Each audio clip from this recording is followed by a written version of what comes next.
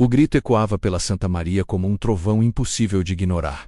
Terra, terra, à vista, e dessa vez ninguém duvidava. A silhueta escura, antes questionável, agora se destacava nitidamente no horizonte dourado, iluminada pelos primeiros raios do sol.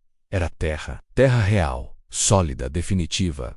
O convés, que horas antes respirava medo, agora vibrava com um frenesi indescritível. A luz subia lentamente, revelando detalhes da paisagem distante, sombras de árvores altas, um contorno irregular de colinas, fragmentos de praia iluminada, manchas verdes refletindo na água calma. Os marinheiros se aglomeravam no costado, empurrando-se para ver melhor. Uns choravam, outros riam, alguns simplesmente ficavam em silêncio, como se estivessem diante de algo sagrado. O grumete mais jovem disse com a voz embargada: "Parece um sonho." Colombo se aproximou do mastro, segurando firme a madeira como quem confirma a própria realidade. Para ele, aquele momento era mais do que um destino, era a validação de tudo.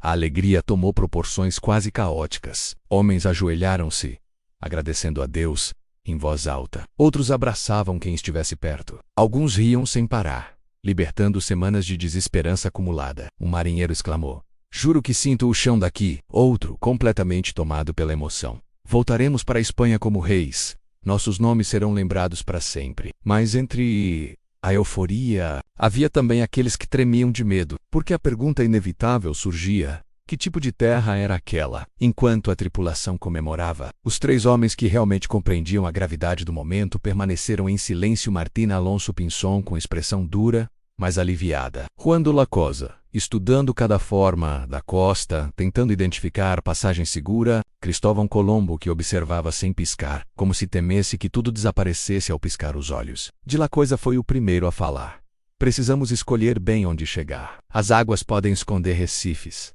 Pinzon acrescentou: "E não sabemos quem vive ali." Colombo respondeu: "Baixo, mas sabemos que chegamos." Após a explosão inicial de alegria, o convés caiu em um silêncio profundo. Era como se todos tivessem percebido ao mesmo tempo que aquela visão mudaria o mundo, e mudaria a vida de cada um deles, para sempre. A terra continuava ali, misteriosa, silenciosa, intacta. Pela primeira vez, os homens perceberam que não estavam apenas encontrando um lugar, estavam entrando em um mundo completamente novo. O navio avançava lentamente. Cada metro parecia uma eternidade. O mar estava calmo, quase acolhedor. Mas ninguém sabia o que esperar da costa.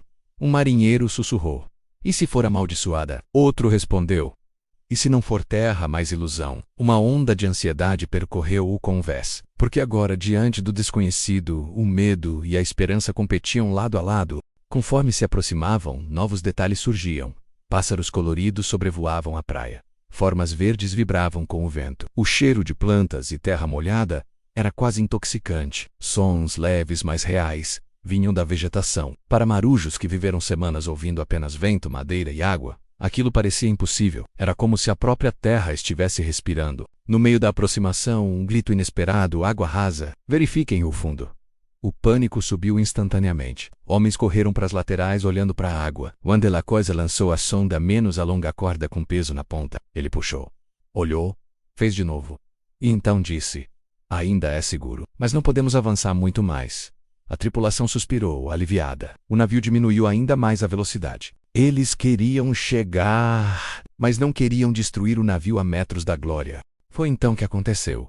De dentro da ilha, ecoou um som, um canto, algo entre pássaros, vento e um ritmo que nenhum marinheiro conhecia. Um mestre de bordo sussurrou: "Parece música." Outro respondeu: "Ou parece gente ou medo volto, porque o desconhecido fala primeiro com quem não está pronto." Na cabine, Colombo registrou: "Vimos terra ao amanhecer. A alegria toma os homens. A costa é bela e fértil." O Criador foi generoso, mas ele também escreveu, quase escondido: "Não sei quem vive lá."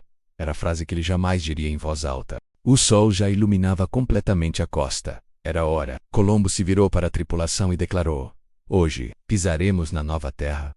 O navio inteiro vibrou. Alguns choraram, outros gritaram, outros apenas fecharam os olhos, agradecidos. A viagem mais perigosa da história havia chegado ao seu destino. Mas ninguém imaginava que o verdadeiro impacto do que estavam prestes a fazer ainda estava por vir. A terra estava ali, viva, real, e prestes a receber estrangeiros pela primeira vez. A costa estava ali, tão perto que alguns marinheiros esticavam a mão como se pudessem tocá-la. A cada minuto, novos detalhes surgiam, menos cores, sombras, sons, revelando um cenário que nenhum homem europeu vivo havia visto. E essa proximidade, embora encantadora, trazia um novo tipo de medo, porque agora o desconhecido não estava mais no horizonte, estava logo à frente. Depois das explosões de alegria, algo mudou. A euforia se esvaziou lentamente, substituída por um silêncio tenso. Os homens começaram a perceber: vamos ser os primeiros a pisar ali. E essa frase, repetida em sussurros, tinha peso, porque ser o primeiro é glorioso e perigoso. Aquela terra podia ser rica e acolhedora, mas também poderia ser hostil, habitada por povos desconhecidos. E se estivermos sendo observados? E se forem guerreiros? E se não quiserem nossa presença? As perguntas surgiam como ondas, quebrando o entusiasmo inicial. Conforme o sol subia, a ilha revelava-se de maneira mais clara. Árvores altíssimas balançando suavemente, proias largas com areia clara, um tom de verde tão vivo que parecia brilhar, sombras de pequenos animais, movendo-se entre a vegetação. Amerinhero, a voz embargada, comentou: nunca vi o verde ser tão verde. Outro respondeu: é como se Deus tivesse pintado isso ontem. Para homens que só viram azul por semanas, qualquer cor vibrante parecia irreal. À medida que o navio se aproximava mais da costa, o mar mudou de cor. Do azul profundo e escuro do Atlântico passou para um tom mais claro, esverdeado, quase transparente. Era possível enxergar peixes, corais e formações irregulares no fundo. Isso assustou alguns. O fundo está muito perto. Vamos encalhar. Querem nos matar? Antes de tocar a terra, Wandelacos analisou com cuidado a profundidade. Usando a sonda. Ainda temos margem, mas precisamos parar logo. Colombo ordenou diminuir ainda mais a velocidade. A Santa Maria, Pinta e Ine a formaram um triângulo compacto, movendo-se com cautela. Foi então que aconteceu. Um som inesperado, lançado pela brisa, chegou ao navio. Não era canto de pássaro, não era vento, não era animal. Era algo mais ritmado, algo mais organizado. Parecia um canto, uma melodia distante. Os marinheiros congelaram. Vocês ouviram isso? Tem gente lá. Tem gente naquelas árvores. Os olhos se voltaram imediatamente para a costa, buscando qualquer movimento. Mas a floresta permanecia imóvel. Apenas o canto suave, melódico, seguia vindo e indo como ondas sonoras. Colombo franziu o senho. Não sabemos quem são. Precisamos agir com cautela. A alegria se transformou em apreensão, porque confirmar que havia terra era uma coisa. Perceber que ela era habitada era outra completamente diferente. Pinzon reuniu alguns homens e buscou no porão o estandarte real de Castela e Aragão. O pano vermelho e dourado foi cuidadosamente desenrolado. Um marinheiro tocou o tecido como se fosse algo sagrado. Vamos ser os primeiros a fincar essa bandeira em outro mundo. Colombo segurou o estandarte com as duas mãos. Seu rosto estava iluminado pelo sol da manhã, mas seus olhos carregavam o peso de séculos de ambição europeia. Hoje mudamos a história. Mas antes de tocar a terra, havia um problema real. A presença de recifes invisíveis perto da costa. A água era clara demais, um bom sinal para a pesca, mas perigoso para navios grandes. De lá coisa orientou: não podemos arriscar a Santa Maria, usaremos os botes. Os homens desceram os pequenos botes de madeira ao mar. O som da madeira raspando na lateral do navio ecoava como um anúncio. Aquele era o caminho final, sem retorno. Antes de entrar nos botes, muitos homens hesitaram. Agora que estavam tão perto, o medo crescia.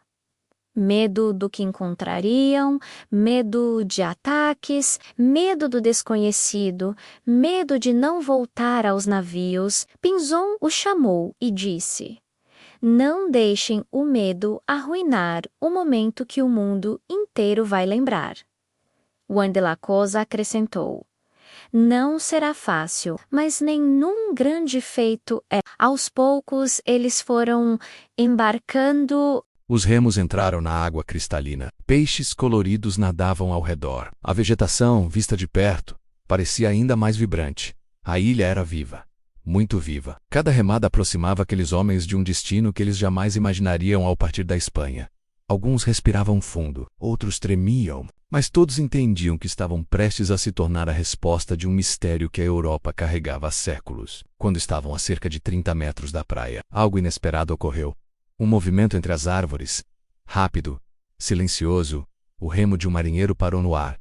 Tem alguém ali. Eu vi. Tem gente. Os oficiais olharam fixamente. A vegetação se mexeu mais uma vez. Colombo apertou o estandarte. Pinzon firmou os pés. De La Coisa pegou sua adaga. A praia estava visível. A areia brilhava. O som das ondas parecia convidativo. Mas a presença entre as árvores deixava claro. Eles não estavam sozinhos. E aquele momento, aquele exato instante, seria o divisor entre dois mundos que jamais haviam se encontrado. Os botes continuaram avançando, devagar, silenciosos. A praia estava tão próxima que já podiam ver conchas, galhos e marcas na areia, menos marcas de passos, marcas de animais. Ninguém sabia.